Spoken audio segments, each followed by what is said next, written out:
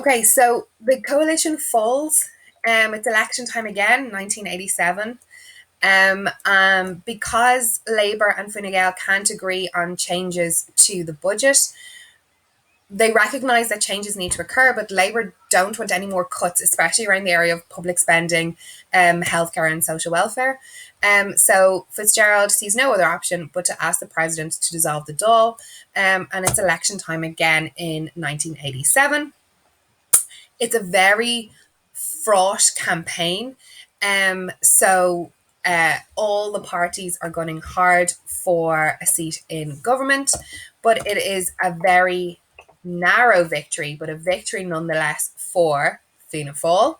Haughey is again Taoiseach.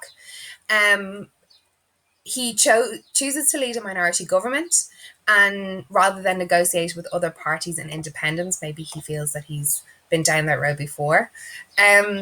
He he supports the Anglo-Irish Agreement. He's changed his mind. He extradites IRA members from Northern Ireland. So a massive turnaround to his Republican attitudes before. What would he not do for power? So Anglo-Irish relations improved towards the end of the 1980s. The Enniskillen bomb attack and the savagery of it furthers his rhetoric about finding a peaceful solution. So now that Fianna Fáil are in government, can they fix the mess that they made in the early 1980s? So they realise that spending cuts are necessary. So the government comes up with a fiscal restitute package. So it's to keep government spending under tight control until the debt is reduced. So we have two elements here. First, the National Wage Agreement. So it becomes known as social partnership. The government, trade unions and employers all work together to negotiate wage increases and income tax cuts. And the idea is to prevent strikes, unrest, to create opportunities at home, basically. And they plan to hold reevaluation talks every 3 years as the situation develops. The second part of it is the Programme for National Recovery, 87 to 90. And it's led by Finance Minister Ray McSherry. He becomes known as Mac the Knife because of his financial discipline.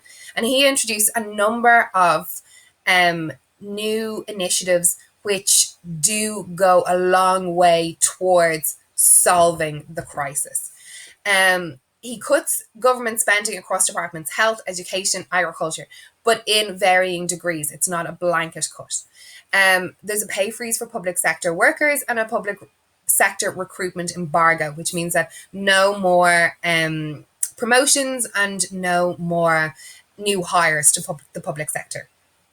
He abolishes a number of government boards, but one of the most important elements of this plan is the establishment of the IFSC. The IFSC, which still exists in town, becomes a corporate zone where businesses who operate there only have to pay 10% corporate tax.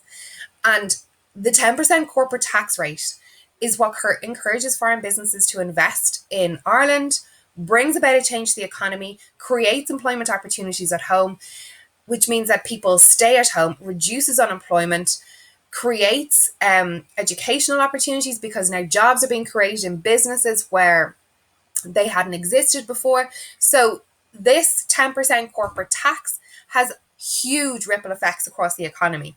And it's very closely guarded and protected by the government, even still. So, did it work? Fine Gael said it would not oppose any Fianna Fáil policies as long as they were bringing the country in the right direction. So Haughey doesn't need to worry about any sort of opposition from or any sort of issues with the opposition. Fine Gael's support for the policies meant that the financial crisis of the 1980s would come to an end, that they would allow any new changes and legislation to pass without opposition, which meant that the recovery could be quicker.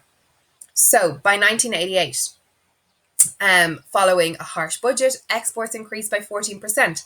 The deficit reduces from 9 to 7%. Huge foreign investment thanks to the IFSC. Unemployment is reduced by 2%. So we now have the foundations for the Celtic Tiger period, which starts in the early 90s.